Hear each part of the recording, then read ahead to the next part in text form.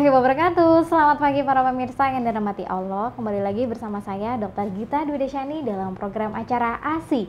Aku Sayang Ibu, persembahan Hospital TV Sultan Agung, sebuah acara yang akan membahas seputar kesehatan ibu dan anak. Baik pemirsa, sebelum kita memulai, kita akan menyapa terlebih dahulu para pemirsa dimanapun Anda berada yang saat ini sedang menyaksikan acara ASI. Semoga diberikan kemudahan dalam menjalankan aktivitasnya ya. Dan tentunya kami akan menyapa Bapak Ibu pasien dan juga pengunjung Rumah Sakit Islam Sultan Agung Semarang.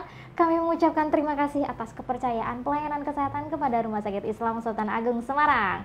Baik pemirsa, tentunya kali ini kita akan membahas dengan tema yang baru ya. Nah, tema ini tentang seputar kesehatan anak nih, seputar kesehatan telinga anak.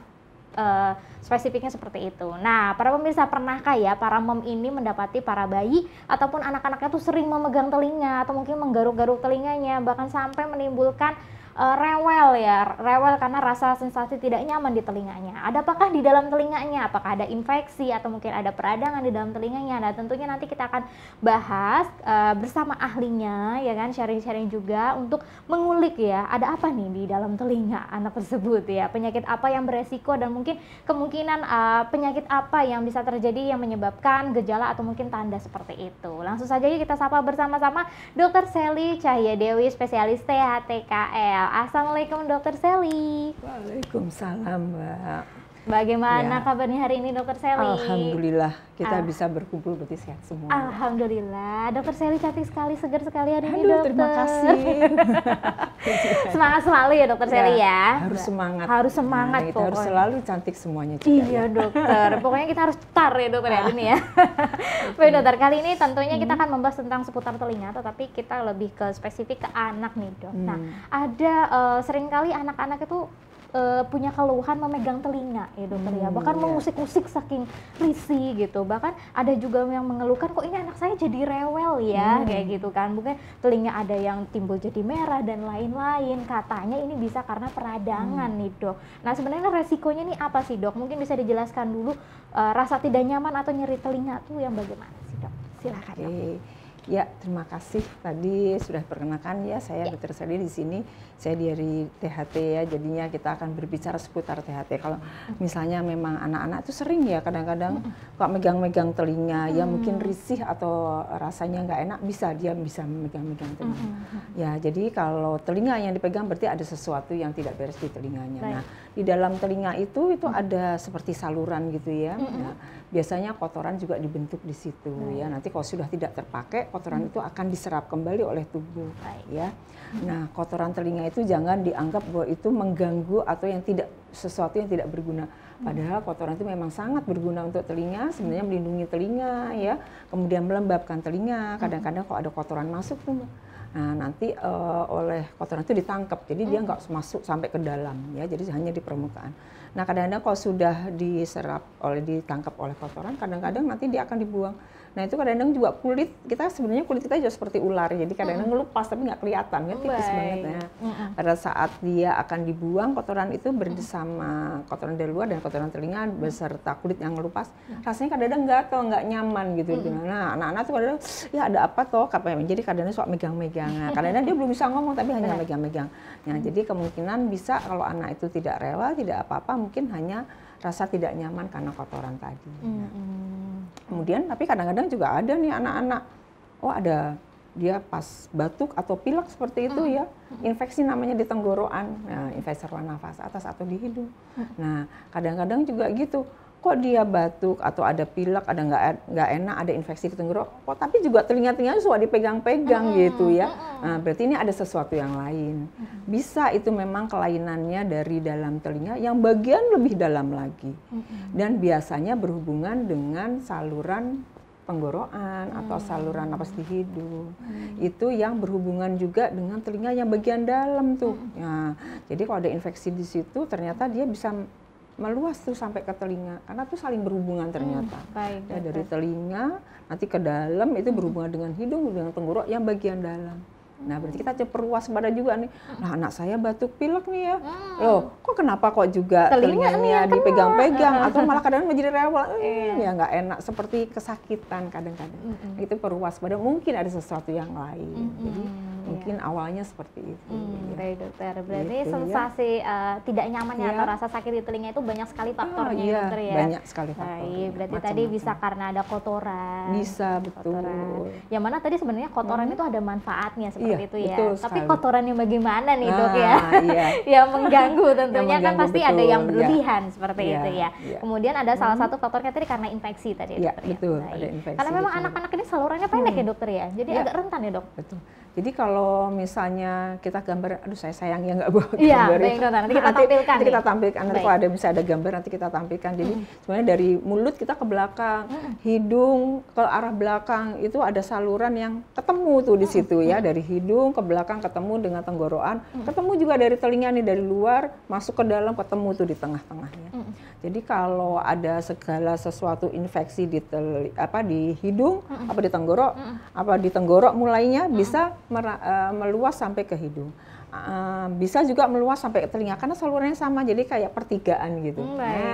Ya. Jadi kalau di tengah-tengah di pertigaan itu ada sesuatu, ada infeksi dari tenggorok, bisa infeksi ke hidung, bisa ke telinga. Nah, sensasi kalau ada infeksi di tenggorok meluasnya ke arah telinga, itu sensasinya tadi yang saya bilang ya. Kadang-kadang rasanya enggak enak, mungkin rasanya penuh aja. Atau rasanya mungkin mulai tidak nyaman, nanti lama-lama bisa sakit. Yang sakit itu memang biasanya karena infeksi di tenggorok mungkin cukup kuat tuh dia meluas sampai ke hidung. Jadi seperti itu.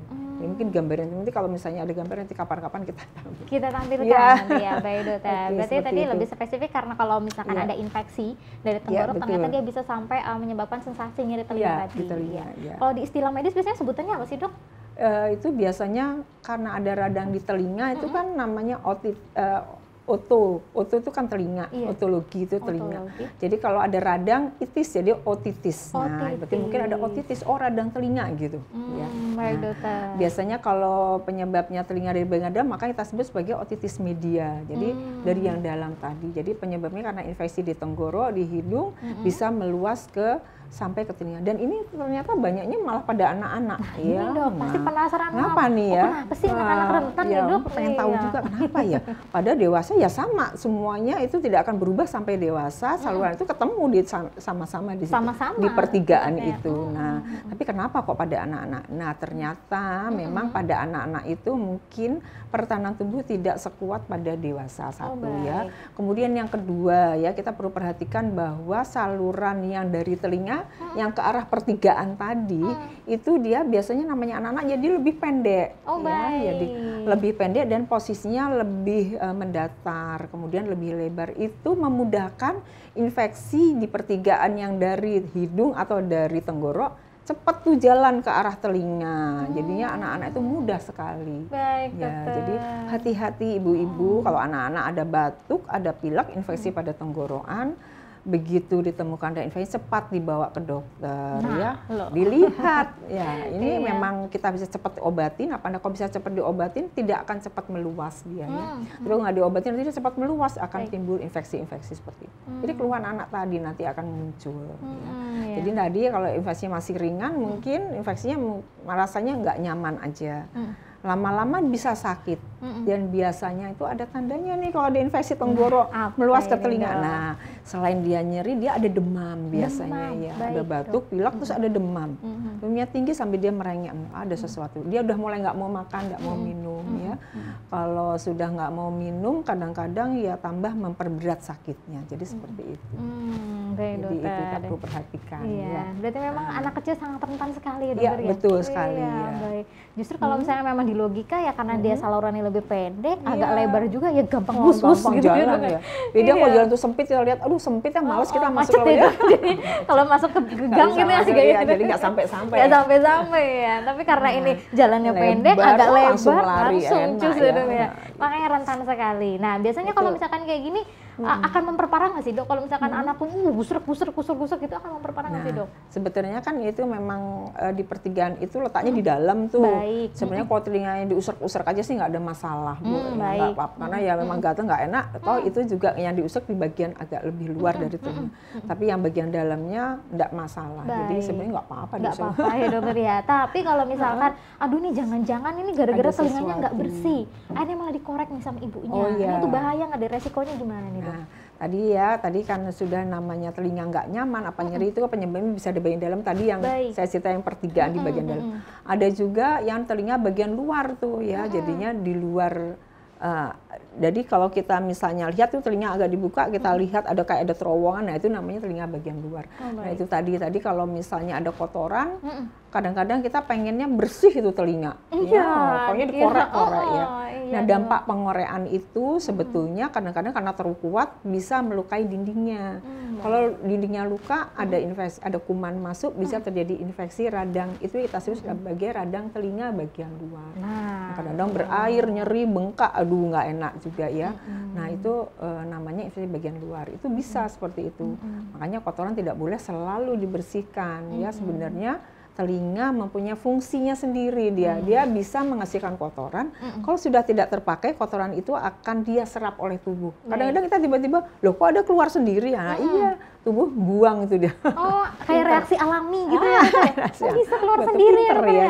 Jadi Tuhan itu menciptakan lubang telinga aja kecil. Ini kadang-kadang nggak bisa susah yang masuk. Nah itu harus diciptakan. Allah itu sudah memberikan jalan bahwa itu nanti telinga itu akan menjalankan fungsinya masing-masing, nggak usah dibantu, makanya telinga ini aja nggak usah masuk, nggak apa-apa. Jadi nanti nggak usah selalu dibersihkan, itu nggak perlu.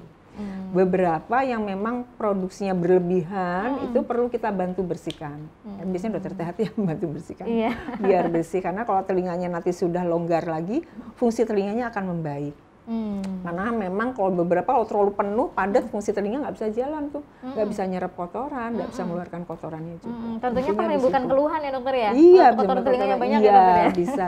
Itu beberapa orang yang produksinya berlebihan dibandingkan dengan daya membuang atau menyerap kotoran oleh telinga. Jadi itu kita bantu, itu beberapa. Dan itu bukan suatu penyakit yang berbahaya, sebenarnya tidak masalah, hanya dia gangguan dalam produksi dan dalam nyerapannya, itu aja, lainnya tidak ada masalah. Masih bisa diterapi gitu ya, jangan khawatir. Baik dokter, berarti memang terbanyak ini kasusnya karena infeksi ya dokter ya? Betul, banyak biasanya pada anak-anak, sering batuk, pilek, apalagi zaman sekarang nih, setelah pandemi ini memang frekuensi kejadian anak dengan infeksi saluran nafas atas, batuk, pilek itu meningkat ya.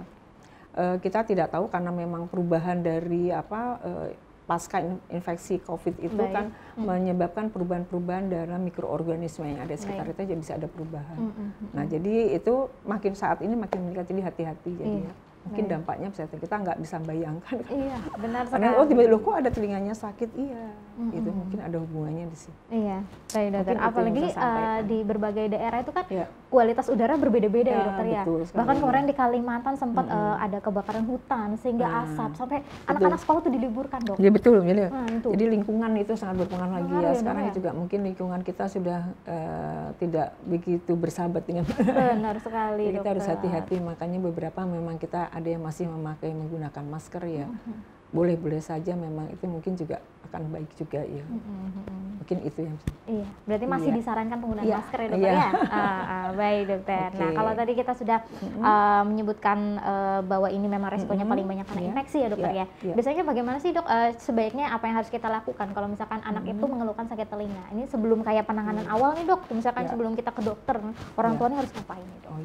Namanya anak ya, biasanya kalau sudah ada batuknya maka secepatnya. Tapi kalau belum sempat, ternyata masih belum sempat, tiba-tiba sudah menjalar nih sampai telinganya sakit ya. Untuk sementara sih memang kita bisa berikan obat anti nyerinya dulu untuk menurunkan anti nyeri, sekalian menurunkan panasnya, demamnya. Kadang anak-anak supaya dia ada lebih nyaman, baru secepatnya kita bawa ke dokter, sebisanya bawa ke dokter. Tapi sebelumnya bisa kita berikan obat penurun panas, karena biasanya ada demam tuh kalau penyebabnya infeksi saluran nafas atas dengan infeksi ke telinga ada demam, kita berikan obat penurun panas dulu sebisanya. Karena obat penurun panas itu selain menurunkan demamnya, juga dia bisa berfungsi untuk mengurangi nyeri pada telinganya. Ada fungsinya double, tidak apa-apa kita berikan sementara, kasih itu baru kita bawa ke dokter untuk dilihat lebih lanjut. Karena kalau misalnya memang infeksi saluran nafas atas itu berdampak luas sampai ke telinga, berarti ada sesuatu yang dari telinga dalam ke arah bagian dalam ke arah telinga bagian dalam. Nanti pada saat pemeriksaan kita lihat tuh dokter THT bisa melihat telinganya, oh betul ada infeksi. itu biasanya di daerah telinga tuh kayak bengkak menggelembung gitu ya, kayak balon gitu. Itu yang membuat nyeri pada anak-anak ya. Jadinya kita begitu periksa telinganya menggelembung ya. Itu karena ada sumbatan di bagian dalam, membuat nyeri dan demam tinggi. Nah, biasanya kita lakukan suatu tindakan supaya gelembung itu bisa kempes atau bisa keluar ya. Kita ada lakukan suatu tindakan supaya dia lebih nyaman. Karena begitu dia menggelembung itu dia pasti panasnya tinggi terus biasanya. Nah itu mungkin bayangnya kenapa sih harus dibawa dokter ke anak? Dokter anak ya boleh, dokter THT boleh ya. Tapi nanti ada apa-apa biasanya juga bisa nanti kadang-kadang dikonsulkan ke THT kalau misalnya ada kelainan. Jadi itu yang jadi masalah. Kita takutnya telinganya bisa kalau gelembung itu kayak balon tuh ya, gelembung terus. Balon kalau disembul terus nanti bisa pecah kalau di rumah. Ini takutnya pecah dengan sendirinya. Itu ada tindakan, mungkin itu yang kita bisa saya sampaikan. Baik dokter, berarti memang banyak sekali penyebab yang menyebabkan nyeri ya dokter ya. Mungkin infeksi tadi yang telinga yang tengah, bisa, dalam, luar dan lain-lain. Karena memang telinga itu kan ada dari 3 bagian ya dokter ya, luar, tengah sama dalam. Jadi memang tadi jangan jangan melakukan tindakan secara sendiri ya dokter ya, dengan korek-korek telinga udah langsung periksain aja. Di dokter THT kan sekarang canggih ya dokter ya alatnya ya. Bahkan ada untuk kamera, bahkan ngelihat pasiennya bisa lihat sendiri ya dokter ya. Ini telinganya gimana nih bentuknya ya dokter? Endoskopi ya kita endoskopi itu ya, makanya. Jadi nggak nginceng pakai telinga mata dengan mata telanjang itu enggak ya dokter ya. Jadi dokter sama pasiennya bisa lihat tuh bareng-bareng. Ini loh ada ini gitu ya. Nah ini nih kotorannya nih. Jadi kita melihat bersama-sama, menangani bersama-sama. Jadi tetap bagaimanapun kesembuhan pasien harus tergantung pada dokter pasiennya juga. Harus ada kerjasama seperti itu. Pasien dilibatkan ya dokter harus. Ya. Harus dilibatkan. Biar tahu. Ya. Baik dokter. Iya dokter untuk yang tadi kan kita ada infeksi telinga dokter ya. Adakah pengaruhnya yang infeksi tenggorokan? Nah, kalau infeksi tenggorok tuh kira-kira penyakit apa sih dok yang sering terjadi pada anak-anak dan resiko nih dok? Jadi tadi saya bilang infeksi tenggorok ya. Jadi infeksi pada saluran napas atas sih. Tenggorok itu rongga mulut itu tak buka itu tenggorok. Berarti kalau di tenggorok banyak tuh. Ada yang kita sebut sebagai amandel di mulut itu bagian dalam itu. Kalau kita buka mulutnya di kiri kanan ada jendolan tuh. Nah yang kiri kanan jendol belakangnya dok? Itu namanya amandel, kita atau sebut kalau bahasa kedokteran kita sebagai tonsil. Itu ada itu. Kemudian di bagian belakangnya ada tenggorokannya, salurannya. Itu namanya kita sebut sebagai faring. Maka kita sering dengar ada radang tenggorok namanya faringitis, ada radang tenggorok karena tonsilnya tonsilitis. Nah, jadi kalau namanya infeksi di tenggorokan itu bisa dari faringitisnya, bisa tonsilitisnya. Dan dua-duanya bisa berpotensi meluas infeksinya sampai ke hidung. Jadi rinitis namanya hidung rino, jadi rinitis ya. Atau meluas ke telinga, otologi, telinga oto ya. Jadi kita sebut otitis. Nah, itu. Jadi namanya amandel semua orang itu ada. Ya, semua orang ada, tapi bisa meradang apa tidak. Nah, kalau amandel itu atau tonsil itu meradang, kita sebagai tonsilitis. Tapi kalau tidak meradang, ya ada tonsilnya. Oh ya nggak apa-apa, ada tonsil bisa normal. Bisa juga tidak normal ya. Pas lagi di radang akut ada batuk, pilek, ada nyeri telan mungkin ya, ada demam. Oh ya, begitu lihat, oh iya ada radang di amandel, oh tonsilitis gitu. Nah itu yang jadi masalah kadang-kadang tonsilitis itu sering berulang-ulang infeksi ya, meradang ya. Amandelnya itu ya kita sebut, nggak ada ya amandelitis ya, tapi adanya tonsilitis ya. Radang di amandel namanya tonsilitis. Nah jadi kalau pada saat terjadi tonsilitis, biasanya seseorang itu akan mengalami radang tenggorok namanya ya. Jadi dia akan bisa nyeri telan, ada batuk ya dan tidak enak, ada mungkin agak-agak demam juga bisa, demamnya bisa tinggi atau ngelemeng itu bisa. Itu namanya radang akut. Setelah diobatin atau fasenya sudah lewat, biasanya nanti dia hilang, jadi tidak ada radang lagi, jadi tonsilnya tenang. Itu bisa terjadi berulang-ulang ya. Pengaruhnya banyak. Biasanya seseorang itu mengalami infeksi karena daya tahan tubuh turun, kemudian terjadi infeksi. Jadi ada radang, ada tonsilitis. Nah, itu kalau berulang-ulang dan sering terus, itu akan menyebabkan radang tonsil itu namanya radang yang kronik, terus berjalannya terlalu lama. Nah, pada radang kronis itu menyebabkan biasanya si amandel itu berubah, jadinya fungsinya amandel berkurang, turun, atau bahkan hilang. Tetapi biasanya kumannya banyak itu di situ. Nah, pada saat kuman itu banyak, pada aktif aktif dia muncul, pada tidak aktif dia tidur dorman, tidur lama gitu ya. Nah dia tenang, fasenya tenang. Tapi begitu dia ada radang tonsilitis lagi, ada batuk, pilek, itu biasanya karena dia aktif lagi muncul. Kenapa penyebabnya? Itu tadi, daya tahan tubuh anak itu turun, dia aktif kembali keluar menyebabkan radang. Atau ada infeksi dari luar, merangsang infeksi di situ, muncul lagi. Nah biasanya keadaan tonsil yang seperti ini memang kita harus obatin, kita lihat nih kalau fungsinya masih baik, kita harus tetap pertahankan, boleh nggak apa-apa. Tapi kalau fungsinya sudah nggak bagus, dia sering meradang, fungsi amandelnya juga sudah turun, tapi kumannya banyak, kita harus membuang kuman itu. Mungkin apa yang kita sering dengar operasi tonsilektomi, ya, operasi amandelnya diambil, diangkat.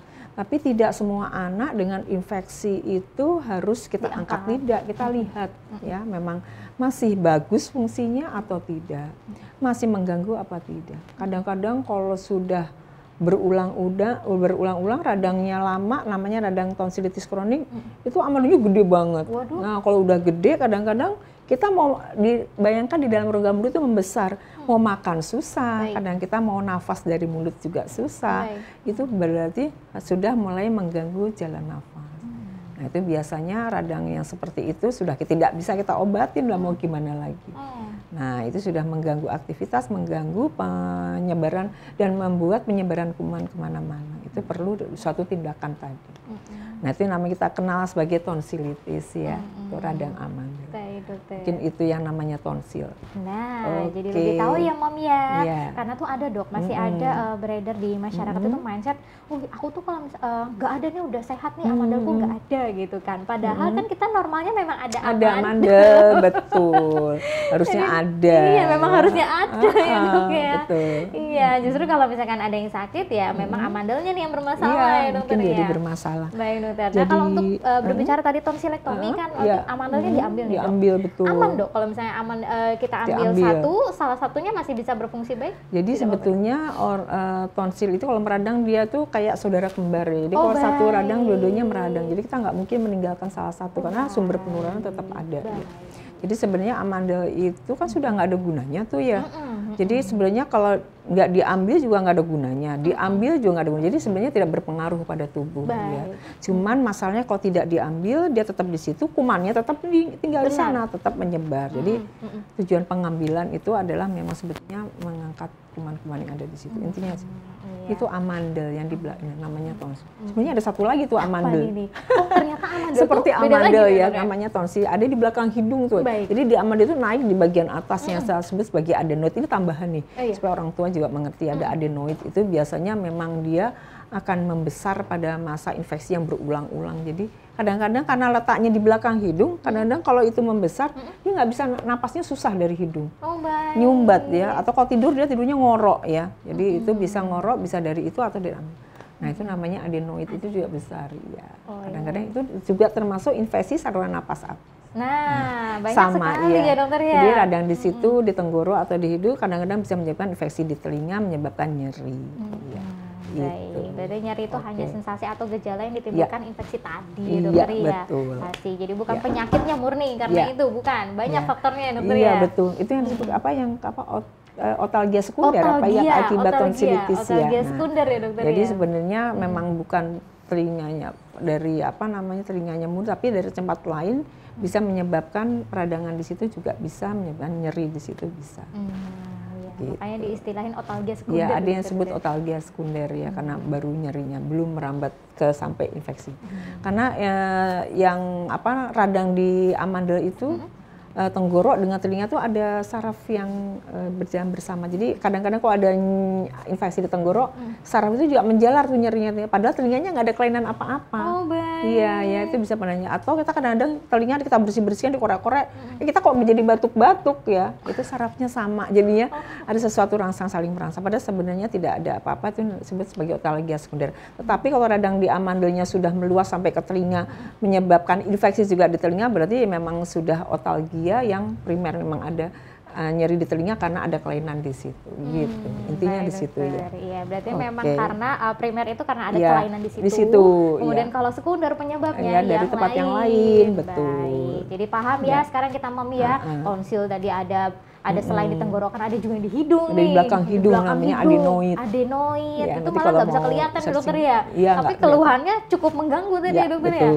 Anak-anak Iya. bahkan tadi tidur bisa sampai Ngorok, mengorok. ya, Terus kalau terlalu besar napas ya. jadi kayak Nggak tersumbat bisa, gitu nggak dokter bisa ya. napas dari hidung, dia napasnya lewat mulut. Oh, itu lagi lebih Iya. bahaya ya dok Iya. ya. Nanti mengap-mengap kenapa Wah, ada ini? yang nama loh, Ternyata adenoid ya dok.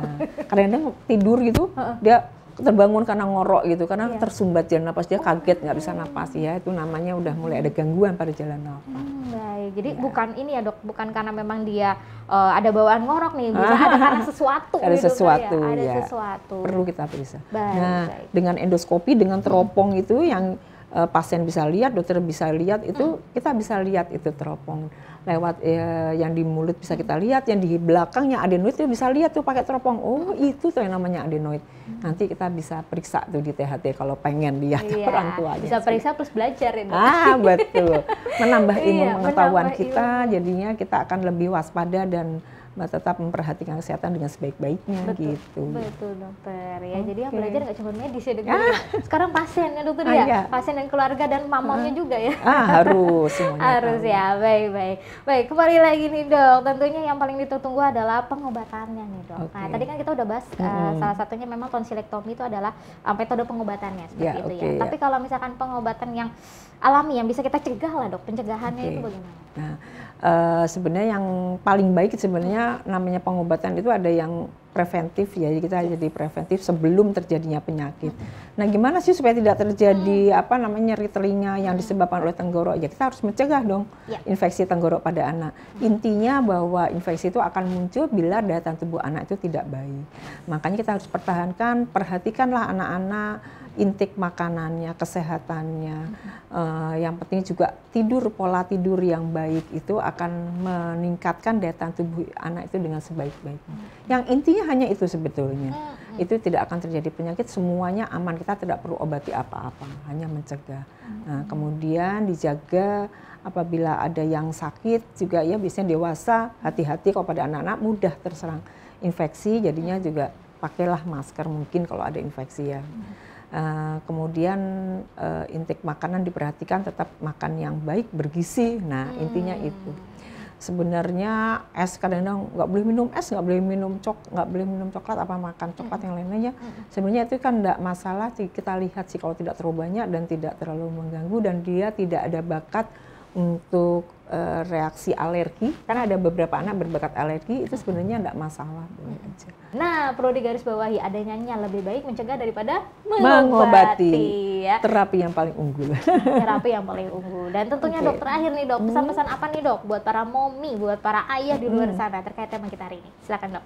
Oke ya, tadi ya sudah saya berikan sesuatu yang mudah-mudahan bermanfaat. Jadi kita tahu apapun penyakit itu tetap yang paling baik adalah preventif. Tetaplah menjaga anak-anak dalam kondisi yang sehat supaya daya tahan tubuh anak itu tetap baik berkembang dengan usianya. Karena begitu sering infeksi nanti dampaknya kalau infeksi tenggorokan saluran napas atas dampaknya biasanya kepada amandel, tonsil, kepada radang telinga namanya otitis ya, tadi tonsilitis, otitis atau mungkin rinitis. Jadi lebih baik kita mencegah, tetap menjaga anak-anak dalam keadaan tetap sehat. Apabila ada sesuatu pada anak-anak biasanya di bawah umur 10 tahun ya, itu apabila ada batuk, ada pilek, infeksi saluran napas atas, cepatlah berobat ya, karena biar kita bisa lihat. Boleh ke dokter puskesmas, ke dokter anak, dokter THT, oke. Yang penting cepat diobatin dan cepat dilihat apakah itu memang ada infeksi dengan komplikasi ke arah telinga ya, atau komplikasi ke arah hidung yang berbahaya. Mungkin hanya itu yang bisa saya sampaikan. Tidak ada yang menyenangkan kita semua selain anak itu dalam keadaan tetap sehat. Mungkin itu yang bisa saya sampaikan. Luar biasa, Iya. luar biasa sekali ya pemirsa ya. Dokter Ya. Sally ini pokoknya rinci banget ya, edukasinya mantep banget gitu ya. Bahkan kita hari ini banyak sekali belajar dari Dokter Sally ya. Kita mengingatkan bahwa pencegahan itu lebih baik ya daripada kita mengobati. Ya, tentunya di sini banyak sekali yang kita ambil atau hikmahnya ada, bukan hikmah nih, emang cerita. Pelajaran yang kita dapat hari ini adalah tentang infeksi ya. Infeksi itu bisa dari saluran pernapasan atas, saluran pernapasan bawah. Nah, yang rentan pada anak ini memang banyak sekali infeksi-infeksi seperti radang tenggorokan, kemudian infeksi telinga yang bisa nantinya menimbulkan gejala sensasi nyeri di telinganya ya. Jadi banyak sekali faktornya. Otalgia itu tadi sebagai tanda saja ya dokter ya, sensasi nyeri tersebut. Jadi ada yang primer maupun sekunder. Kalau primer ya memang karena ada masalah nih di situnya. Nah, kalau yang otalgia sekunder atau nyeri telinga yang sekunder itu karena akibat atau infeksi dari tempat yang lainnya. Banyak sekali ya, tapi bahkan tadi kita harus bisa membedakan bahwa amandel ya. Amandel itu memang normalnya ada kok di tenggorokan kita ya. Cuman amandel seperti apa nih yang membahayakan dan berdampak pada kesehatan ya? Tentunya yang mengalami infeksi ya, kemudian peradangan yang bisa membahayakan. Bahkan tadi sampai ada tonsil yang di belakang hidung ya dokter ya, yang sering kali terlewat nih paramomi ya. Jadi dikira mungkin bangun-bangun tengah malam karena memang ngorok aja biasa, ternyata dia kalau kita perhatikan napasnya aja dari mulut, berarti ada something nih, ada sesuatu nih di hidungnya ya. Jadi harus segera diperiksakan ya, diperiksakan, jadi harus lebih waspada, lebih aware lagi ya. Pokoknya jaga imunitas tubuh anak Anda dengan sebaik-baiknya gitu ya. Kita ucapkan yuk terima kasih kepada Dokter Sally. Terima kasih Dokter Sally. Sama-sama, sehat selalu, salam sehat selalu. Amin, semoga bermanfaat dan juga dokter sehat selalu ya dokter ya. Alhamdulillah. Baik pemirsa, sampai di sini dulu perjumpaan kita. Jangan lupa saksikan ASI Aku Sayang Ibu di channel YouTube RSI Sultan Agung Semarang. Jangan lupa di like, subscribe dan juga nyalakan tombol notifikasinya ya, biar tidak ketinggalan tema-tema kita yang baru setiap minggunya. Baik pemirsa, saya Dokter Gita bersama kru yang bertugas hari ini mohon undur diri, sampai jumpa minggu depan. Wassalamualaikum warahmatullahi wabarakatuh.